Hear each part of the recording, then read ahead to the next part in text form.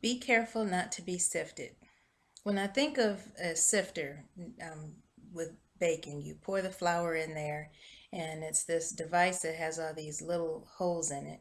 And you pour the flour in there, and then you shake it, and what it does is it breaks up something that's already fine into yet finer pieces. And it's a poem about how if we're not careful with the decisions that we make in our lives, we will end up being sifted like wheat, which means that it's not God that's sifting us, it's the devil that's sifting us because he has a mission in life, and his mission in life is to steal our joy, make us completely miserable, and make us not live the abundant life that Jesus promised to us. So this is what this poem is about. It's called Be Careful Not to Be Sifted. It is Satan's desire to sift you like wheat, where your life is not abundant, but lived more in defeat. The process of sifting breaks pieces to a smaller size. When Satan sifts, it's not for your good. Herein is where the truth lies. His mission on earth is to kill, steal, and destroy. Sometimes possessions or people are used as his ploy. His goal does not change, even if our desire does. Sometimes he uses our past in an attempt to rekindle what was.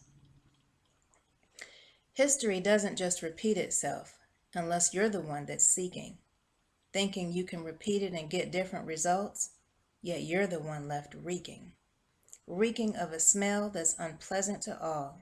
The reason for this? You did not heed God's call. God is not the author of confusion. To successfully repeat history is man's constant illusion. As time goes on, you're supposed to change, becoming more like Christ, not keep the old and just rearrange. The bottom line is, choose what you're going to do. For once sifted like wheat, only God can restore and renew. St. Luke chapter 22 verses 31 and 32 says, Behold, Satan hath desired to have you, that he may sift you as wheat. But I have prayed for thee, that thy faith fail not. And when thou art converted, strengthen thy brethren.